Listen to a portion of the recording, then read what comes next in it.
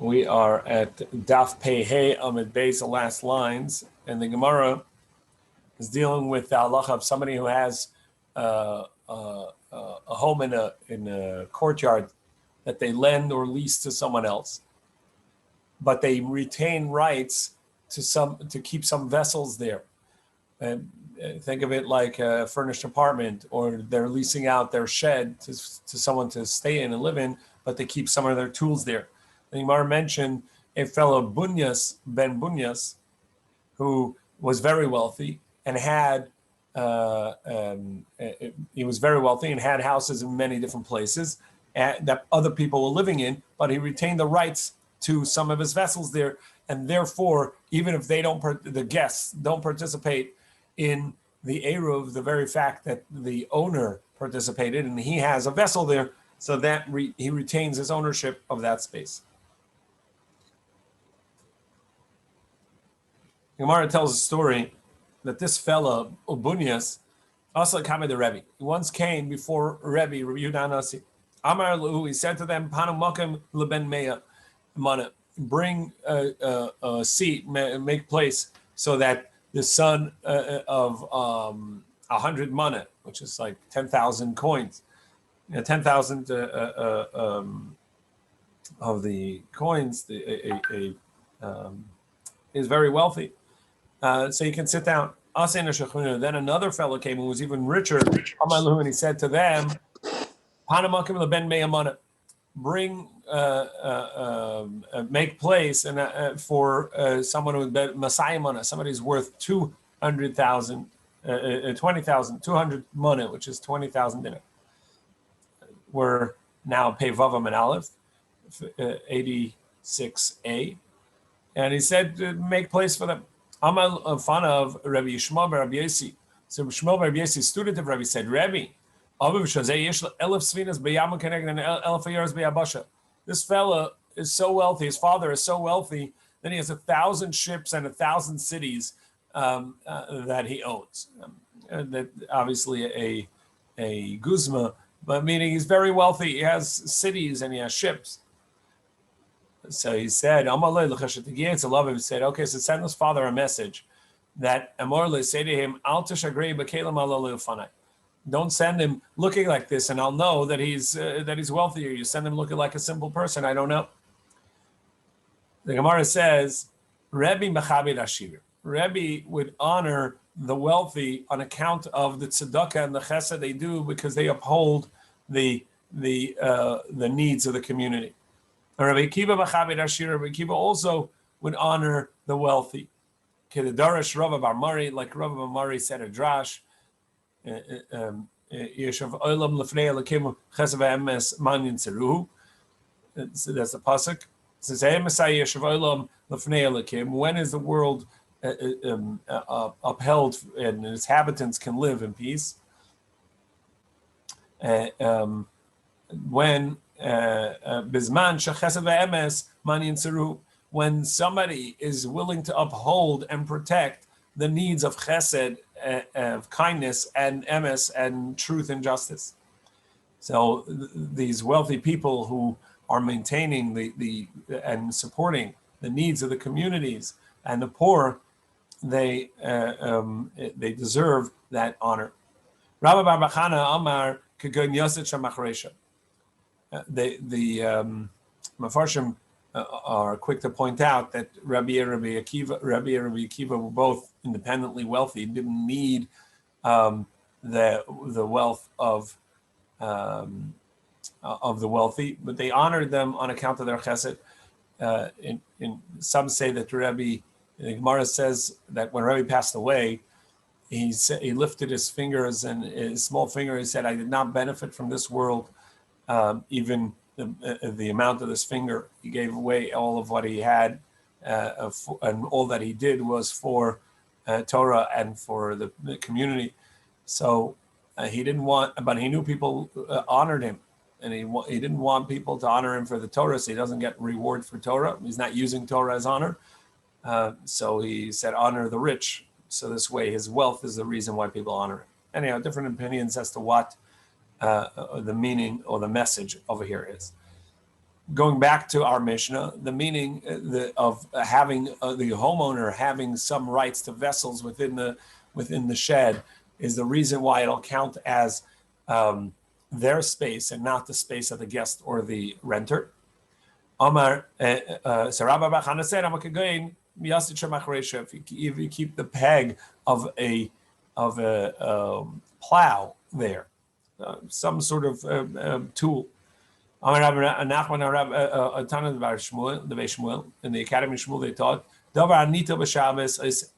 so if it's something that he can move on Shabbos, so then it's going to be a problem. It doesn't count that he's there because he may take it out. And so therefore the guest who didn't join in the Eruv is going to prohibit. However, if you cannot move the item, that counts as something that's permanently there, belonging to the owner, permanently meaning for the Shabbos, and it belongs to the owner, and therefore that counts as the owner's home, and the owner already joined in the Eruv, and the guest who didn't join in the Eruv is not going to count as an independent person entity here because he's staying as a guest in the owner's house, even though he's in the shed. But since the owner has an item that cannot be moved on Shabbos that's still in the shed, it's going to count as his item, as his place. So therefore, so the guest won't prohibit. Tani Namach, indeed, we have a price like that.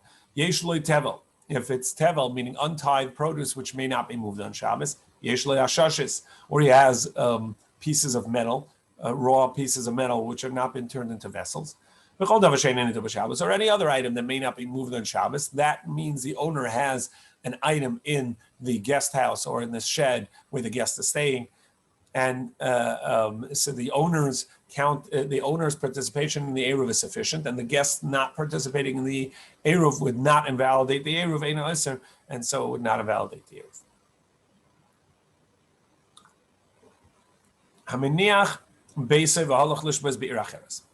If somebody is not home for a Shabbos, so we had guests that are living in whether they count as an independent space. What happens if somebody's not home for Shabbos and they didn't participate in the Eruv? Do they have to? Will it invalidate if they're not there? So we saw this earlier in the Gemara. Here's the Mishnah that the Gemara brought earlier. Somebody left their home and went to a different city for Shabbos. So Echad Nachri Echad Yisrael, regardless of whether we're talking about a Jewish neighbor or a non-Jewish neighbor, Areza Iser Devar Rabbi Meir. Meir says that it will invalidate the Eruv because they didn't participate, or if for a non-Jew didn't lease their land to the group.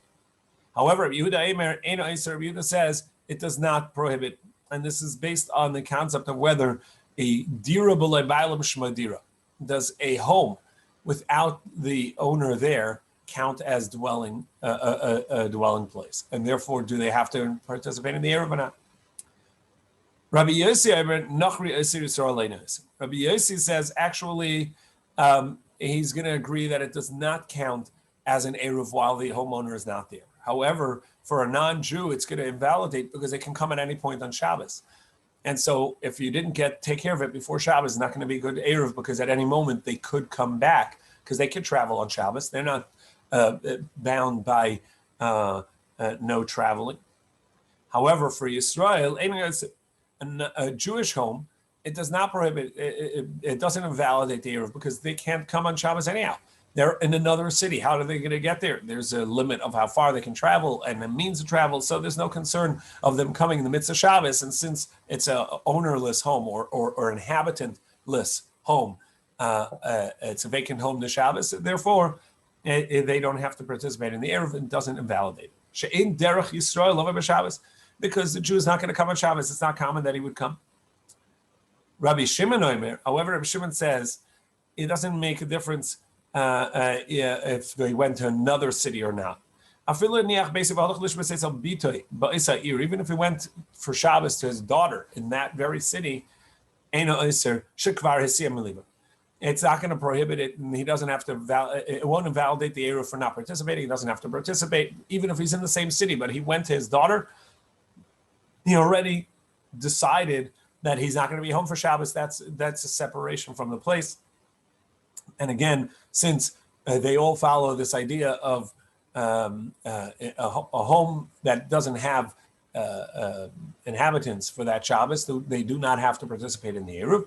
And even though he could come back, he's within the same city, but nevertheless, he's not likely to and doesn't plan to. And so therefore, he doesn't have to participate in the Eruv. Amar Rav. Rav said, halacha ka Rabbi Shimon. The halacha is like Rabbi Shimon in regards to even in the same city if he doesn't intend to come back and he went to his daughter. However, v'dafka bita.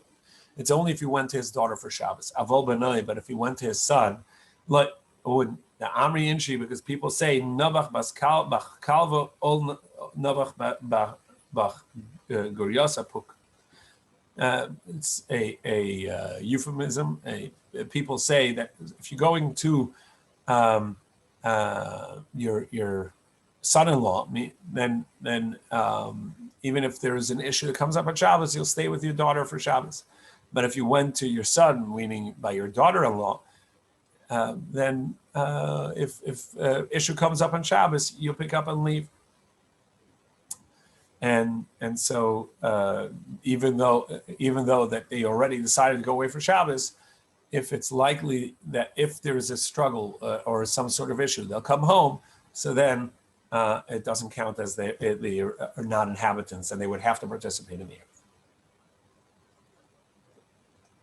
The next Mishnah and the Gemara thereafter are going to be dealing with a few concepts that we've already seen. One is mechitza teluya, a hanging mechitza.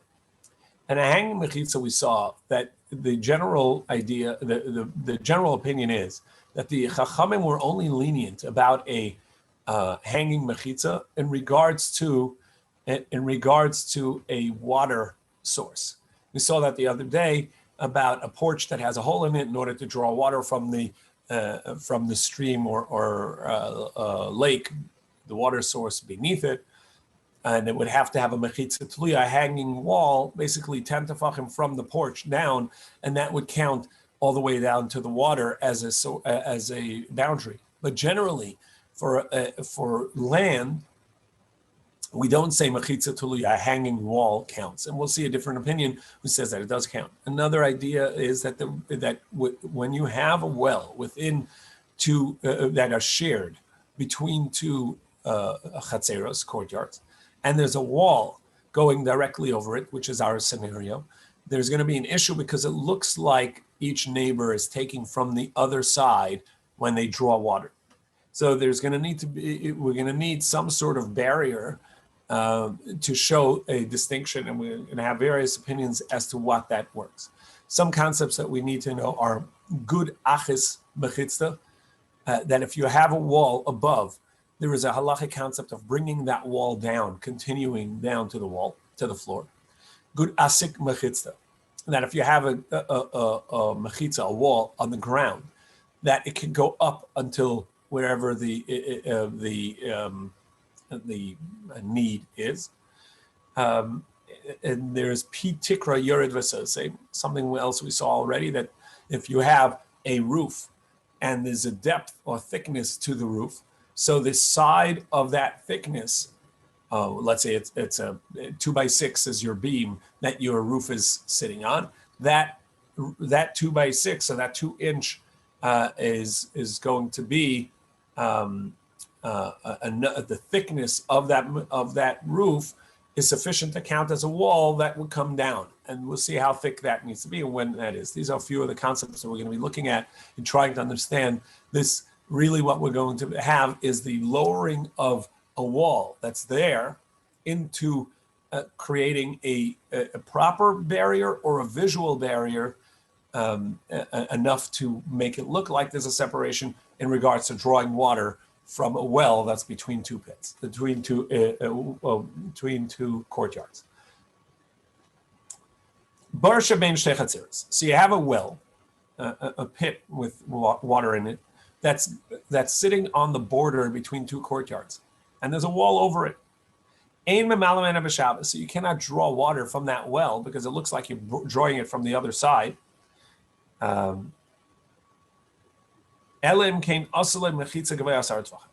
there's a 10 tefach wall in it, bein milamata, bein mitoch or ugnoi, whether it's down at the bottom, and the Gemara is going to explain that, or it's within the upper lip of the pit. So either way would be good, even though it doesn't actually touch the water, is the way Rashi explains it. And we'll see various opinions in the Gemara, explanations for this. And the basis for this, that even though that it doesn't touch the water, it's just above, in the upper lip of the well, above the water level. And that would count, is because we say good achis mechitzta. Rashi says we're going to say that the wall comes down and creates a visual wall within the water, and that's sufficient. It looks like it's a barrier between them. Rabbi Shimon Gamliel, however, Rabbi Shimon Gamliel says this is a machlokes, that Beis Shammai require it to be down at the bottom of the well. Beis Hillel say it's enough for it to be above. Rabbi Yehuda says Rabbi Yehuda says, I don't know why you need anything in the well itself. The barrier within the well is not going to do any more than the wall above. The wall above is already a barrier, and again, Rabbi Yehuda is going to say that a wall can come down, a good achas mechitzta, but he's going to say, as we'll see in the Gemara, not only for a well and water do we say this, but we say this even on land, and therefore he says, I don't know what you're talking about. Why do you need something in the well? The very wall between the two courtyards is sufficient to be a wall between the water. Amar Rav Huna, lamata. So Rav Huna wants to explain that when it says lamata, below, in the water itself, lamata mamish, that means all the way down at the bottom of the well is where you're going to have this wall. And lamala, when it says that you have it above, lamala mamish, it's going to be at the top, at the lip of the well. That's where you're going to have this wall. And both of them are talking about inside the well. As long as it's within the well walls, you're going to have this wall, it's going to be sufficient. Rabbi Yehuda says, lamata minamai, but it says below, it just means within the water. And lamayla minamai, and above means above the water. So even if it's above the water level, as long as you have it in the well itself, you have that barrier, it's going to be sufficient. Amalei Rabba bar Rav Chanan labai. So Rabbi Bar Chanan said to Abaye, Hada Amar Rav Yehuda lamata min hamayim. This that Rav Yehuda said that it just has to be lamata min hamayim, it has to be within the water. Maishno lamata mamish. Why do you say that when it's all the way at the bottom? Because the water won't mix. So if it's below the water as well, that's going to be a problem. The water is going to, whether it's at the bottom of the pit and the water above it can mix, or it's at the top of the pit and the water below it can mix, you have a problem. It's going to mix either way. So now you have an issue. He must not have heard the teaching that Rav Yehuda said in the name of Rav, and they say it in the name of Rabbi Chia. That the wall, not only does it have to go to the bottom, but it has to be that it is also protruding one tefach above the water tefach. One tefach above the water. And our Mishnah, which said 10 tefachim, is talking about in a scenario where the water depth is 9 tefach, and therefore you have the entire depth of the water from the bottom plus 1 tefach above. And the reason the Mishnah would use that scenario is because that's a minimum. You need a 10 tefach wall. But of course, if the water depth was, say, 20 tefachim, you would need a full barrier, 20 tefachim to the top of the water level, plus protruding 1 tefach above the water level. Don't we have something like this in Moed Katan? Isn't there something like this on? I can't remember what the din was, but was there something like this with the water and on Chol HaMoed, or what am I thinking about? I'm not sure. Okay, I'm not remembering what you're remembering. in Hilchas Choy Moed, there's something like the scenario where there's like a dam in the middle of the water. There's a wall in the middle of the water. You can only use this. Okay, never. We'll get. Yeah, maybe. I'm not remembering right now anything like that. Okay. In any case, so Rabbi Yehuda Marab said that what the meaning over here is that it goes all the way to the bottom of the well as well as coming up above the water one tefach. So you further asked and say, wait, but what about this that we said that when it's above, it can be above the water, and it's going to be above the water. 10 tefachim is sufficient, and as long as it's within the upper lip of the well, it's going to be sufficient, even though it is above the water. So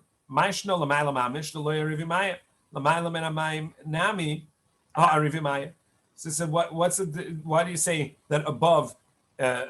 Because the water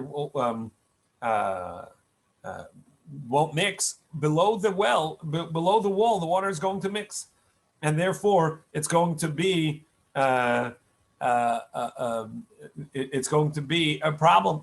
So why is it going to be sufficient, according to Beis Hillel, that it needs to be above the water but close to the water? It's not going to change. Either way, whether it's all the way above the water or right at the water, the water beneath it is mixing.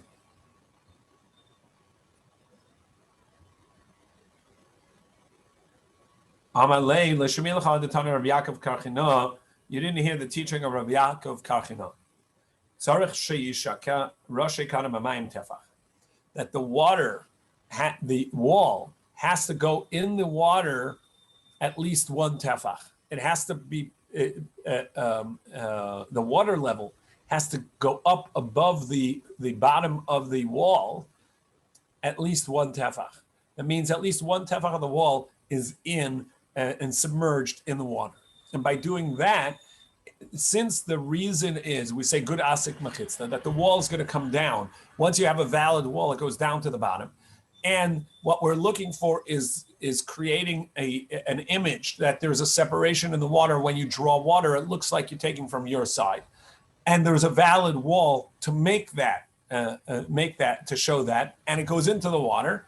Therefore, that's enough of a hecker, a recognition of the two sides being split, as long as it's with the wall is submerged in the water at least one tefach. Well, what about this teaching of Rabbi Yehuda? Rabbi Yehuda says that if you have a crossbeam that remains in a ruin, so the ruin no longer has a roof, but it does have one crossbeam that is at its opening. It is 4 tefachim wide. Materas b'chorva, that is going to permit the usage of the chorva. So this 4 tefachim wide beam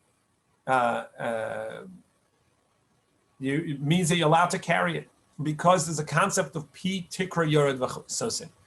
At the depth of that beam is thick enough that it's going to say that we're going to say that counts as the beginnings of the wall, and that comes down and creates a wall on both sides of this beam, and you have 4 tefachim within that, beneath that roof that's still standing, which counts as a valid space. A minimum space we know is 4 tefachim, and so you have a valid space within which you're allowed to carry in that ruin. And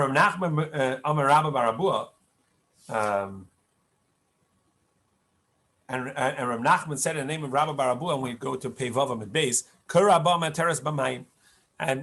Rabbi Barabua says that this is going to be valid if we're talking about a crossbeam above the well as well. So even if the wall was less than 4 tefachim wide, but if you created a slab beneath the wall of the courtyard. Above the well, you put a slab of 4 tefachim. That's going to be sufficient to create a separation, even though it's not within the water or the well itself. But we see that once you put your bucket in to draw the water, we see it going to the other side and taking water from the other side in Maisi. So it says, the Chachamim say that your well is not the bucket's not going to go more than 4 tefachim to the other side. If it's a well, obviously if it's flowing water, it can flow away. But if we're in a well, it's sort of going to take on water and sink where it is. But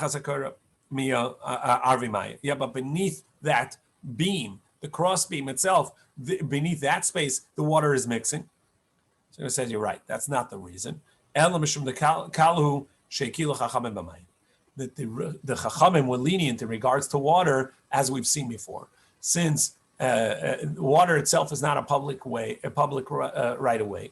Really, it's a karmelis, and the Chachamim, and really it's a Rishus HaYachid, and you're bringing from a Rishus HaYachid to Rishus HaYachid in this well, or you're bringing it from a non-Rishus HaRabim, which is a waterway. And so the Chachamim were lenient because it's such a need to have water that you can draw it up as long as you have a mechitza taluya, a hanging wall, and that's why you could be lenient. And the first opinion, which is Rav Yehuda, who said that even at a ruin where there was no water, it's because, as we mentioned earlier, he's going to be lenient, like the opinion that says that even on dry land, Chachamim were lenient with a hanging wall. Rabbi Tavla asked Rav, asked, would a hanging wall be sufficient? So the bottom of the wall it gave way. It's a ruin, and the bottom of the wall is no longer intact. There's at least a 3 tefachim gap, because if it's within 3 tefachim, we know that we always have lavud, even in a solid wall.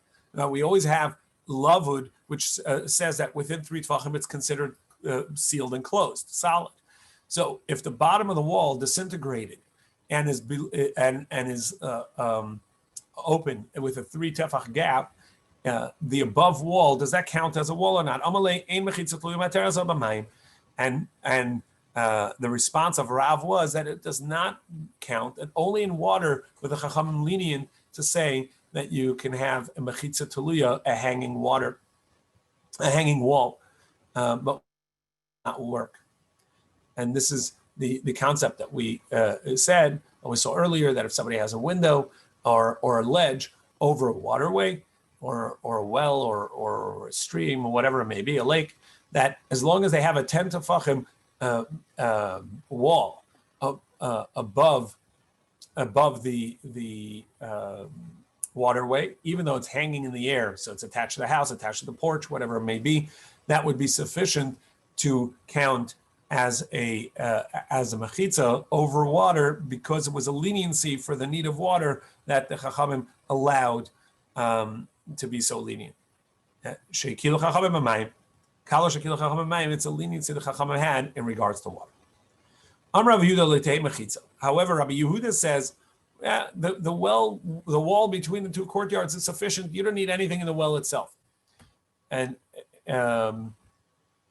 the reason for that is, Rabbi Yehuda said this in the opinion of Rabbi Yossi.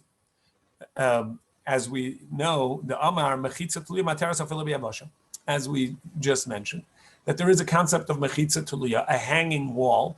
That means it does not reach the bottom of the ground. You have a wall above, but it does not reach the ground. And according to Rabbi Yossi, that's going to be a valid wall. The Tanan, as we learned, Hameshalsha defanas milamal lamata. Somebody has a sukkah, and in building the sukkah, they make walls from the schach downward. So obviously the schach would have to be there before, the walls would have to be there before the schach. But from where they plan to put the schach, so they make a frame for the schach, and then they build the walls downward from the schach down to the ground. As long as the bottom of the walls that are coming down do not reach 3 tefachim from the ground, psula, it's going to be invalid. Mimata lamala. However, if they're making a wall from the bottom upward, so they built and it's touching the ground, and there's a gap between the top of the wall to the schach. As long as the wall is 10 tefach high, about 30 inches or so, it's going to be kosher, even though that the gap may be, 10 feet above that. It's going to be kosher. However, Rabbi Yossi says, no, it doesn't make a difference. As long as you have a 10 tefach wall between for the sukkah, regardless of whether the gap is at the bottom or the top, it's going to be valid, because Rabbi Yossi again says that a mechitza tuliyah, a hanging mechitza, goes down. And even though generally we said that for a mechitza tuliyah, you would on the ground it doesn't work, and so therefore for a sukkah wouldn't work, because we say gediyim b'kimba, that goats can get under it, and so therefore it doesn't count as a barrier. Rabbi Yossi says, no, we have a halacha that good achis mechitza, that as long as you have a valid mechitza of 10 tefachim, we say good, that the stretching of it, achis, can bring it down to the ground and it'll count as a valid wall. It's not only true in regards to water, it's true even in regards to the ground, and therefore that's the Gemara's understanding now, the reason for Rabbi Yossi that's going to say that it's going to be a valid mechitza, a valid wall for your sukkah. V'loihi. However, the Gemara says that's not really a good comparison. Loi Rabbi Yehuda Savak Rabbi Yossi. Our Rabbi Yehuda does not agree to Rabbi Yossi over there by a sukkah. V'loi Rabbi Yossi Savak Rabbi Yehuda. Rabbi Yossi will not agree to our Rabbi Yehuda in regards to a well. Why? Rabbi Yehuda Savak Rabbi Yossi. Rabbi Yehuda doesn't follow Rabbi Yossi because Ad can lekam Rabbi Yehuda ela beruv chatzeres. Maybe Rabbi Yehuda was only lenient in regards to an eruv chatzeres dorabanan, which is a rabbinic enactment, because after all, the well is a private domain. It is Rishus HaYachid because it has the 10 tefachim depth, and it counts as its own domain. And the courtyard is a Rishus HaYachid. You're carrying from one Rishus HaYachid to another Rishus HaYachid. It should be mutter on a Torah level. The Chachamim were strict because the courtyard services many houses, so it counts as a public domain rabbinically, and you need an eruv, and in order to make it look as a single entity. And therefore he says, look, as long as the well also has a wall over it, so it looks like it's split, and for that we can count the barrier between the two courtyards. But it's because you only need the image. But in reality, it's not going to be sufficient as a wall by mechitza tuliyah. Avol sukkah daraisa. So for a Torah obligation of a sukkah where you need a Torah level wall in order to count as a valid sukkah, like there he would not say that you could say on dry that even on dry land or water that the mechitza tuliyah is going to come down. Rabbi Yossi also wouldn't follow Rabbi Yehuda. Ad kan lekama Rabbi Yossi ela b'sukkah da iser asehu, because he was only strict only lenient in regards to a positive commandment. There's no transgression by a sukkah. It's a positive commandment. You have to make a sukkah. So for that, any barrier is going to be sufficient as long as you have 10 tefachim. Then we're going to stretch it up and down. Avol Shabbos. But in regards to Shabbos, the Isser Skilo, that it is that Shabbos is on its basis a prohibition and a strict prohibition of Skilo. It is a capital crime breaking Shabbos. So even though that we're talking about the rabbinic prohibition of a Shabbos prohibition, but Shabbos as at its base is a severe prohibition. When the Chachamim made their prohibitions as well, they made them on the level or within the context of a capital prohibition, and therefore the Chachamim were strict and said no, a wall cannot be mechitza tuliyah. And if you're going to ask me, wait, well, what about the story that happened in Sipori, which was the city of Rabbi Yossi? Alpiminasa, who's according to whom did it happen? that they had in Sipori, where we'll see the story, they had a mechitza tuluya, a hanging mechitza, not only over water, but even they had it over the land, and it worked. Al Pi Rabbi Yossi, wouldn't you say that was according to Rabbi Yossi? And we just said that Rabbi Yossi holds that it's not going to be valid on the land only in regards to Shabbos, only in regards to Sukkah was it valid? So Gemara says, no, it wasn't according to that. Ella, Al Pi Rabbi Shmuel Rabbi Yossi. It was according to the opinion of Rabbi Shmuel Rabbi Yossi, but indeed Rabbi Yossi would not have said that it's a valid mechitza in regards to Shabbos. And Rabbi Shmuel Rabbi Yossi, who was the son of Rabbi Yossi, he said that it works even over land, even in regards to Shabbos. The Chasar of Dimi, and what was this story? Because Rav Dimi, when he came once from Eretz Yisrael to Babel, and as we saw, Rav Dimi would travel from both academies to teach the teachings of each academy from Eretz Yisrael to Babel and back. So once, when he came from Eretz Yisrael to Babel, he taught Omar Pamacha Shachachu v'Levi Sefer Torah Mavadia. It once happened that they didn't bring a Sefer Torah from wherever they stored it to the shul. And so they had a safe place where they would keep the Sefer Torah out of the shul. And they forgot to bring it to the shul for Shabbos. Now it's on Shabbos and they need to read the Torah. Lamachar, so the next day, Parsu Sadim, they pulled out a curtain. And as the Gemara is going to explain, that curtain was already hanging, but they stretched it. They pulled it along the laundry line. And that created a barrier enough that they were able to now carry the Torah to the shul. Alamudin, on these pillars, they pulled it from one to the next. They brought the Sefer Torah of a Karabah, and they were able to read in it. The Gemara says, wait, Parsu? They set up a curtain on Shabbos? That for sure you can't do. You're making a tent. That's an oil arai, even though it's a temporary tent, not a permanent tent, but that's construction that's prohibited on Shabbos. Parsu lachatchila mishari, to start and put up a wall for a tent on Shabbos, is that permissible? But we learned in the Gemara on Shabbos that everybody agrees you're not allowed to make even a temporary tent on Shabbos. Rather, they already found that this was on the pulled out on and stretched out on the amudim, and that's the halach in regards to a temporary tent. That as long as it is already partially standing, you have one tefach of it already there, you can pull the rest out and stretch it. This would be sort of like having a curtain already up, or having some other, an accordion door or an awning that's already open. These are, as long as it's partially open, it has one tefach already open, you can extend the rest since it's a temporary tent that already is there before Shabbos in part. So then you can stretch it. So that's what they did. They brought the Sefer Torah Karba and they read in it.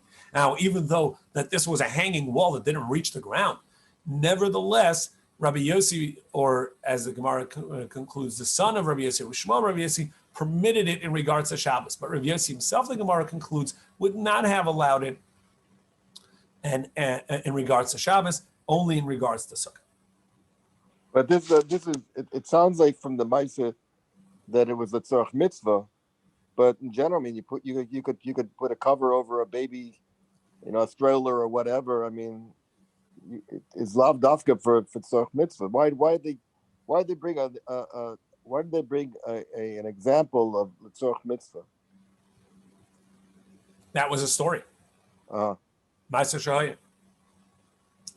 Amar Rabba Amar Rabba Rabbi Yehuda Rechanina ben Akavia, Rechanani ben Akavia, Amar Davrech. Rabbi Yehuda, our Rabbi Yehuda, and Rechanani ben Akavia, they both say one manner, one halach.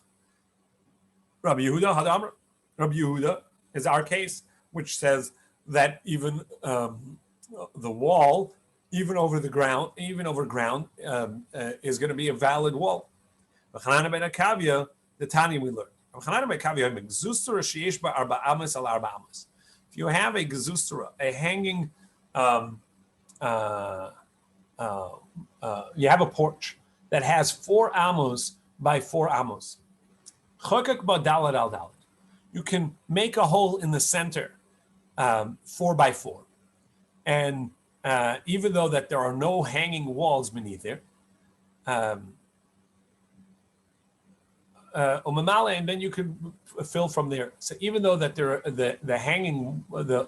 are no hanging walls, but nevertheless it's going to count as a valid wall. And why is that? Because when you have if you have a 4 amma by 4 amma, that since there are 6 tefachim in an amma, you're going to have a 24 amma by 24 amma porch. If you have a 4 by 4 tefach hole in the middle, that leaves you with 10 tefachim on either side of the hole. Now, even though that you don't cut it out and then create and fold it down and make a wall, Rabbi Hanan ben Kavya says that we say a concept of that you fold the wall and it creates virtually, right? You can imagine that you can bend down the walls around it as long as horizontally there's enough wall on the side of this hole that if I were to turn it down and make it vertical, it would be a 10 tefachim wall around the hole. That's sufficient to create a 10 tefach hanging wall over the water, and you can draw water in. So we say that it's kafufin. It's as if it's bent down and hanging over the water. So we're going to say good aches mechitzta. The wall that is there can be pulled down and stretched down. But not only that, but kaifin. And you say good. You say both that you can bend it down virtually and pull it down. Maybe you're not. That's not a good comparison to Rabbi Yehuda. In our case, where there is an existing vertical wall over the well, Rabbi Yehuda says, "Look, you already have vertical wall. You can stretch it down into the well, and that's enough of a visual separation between the two sides in the water." Aval koifa good, but to say that we're going to virtually bend the remaining porch downward, it's horizontal, and we're going to make believe that it is vertical by bending it down, and then on top of that also stretch it down to the waterway. That we don't say. And maybe he only said it in regards to the water of Tveria, the Sea of Galilee, the Yamash of Tveria.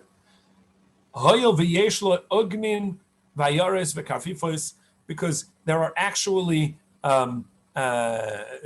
within it ledges, which counts as a proper barrier around the waterway. It actually is enclosed in a wall. But in regards to other waters, maybe Rabbi Hanan ben Akavi wouldn't say that. All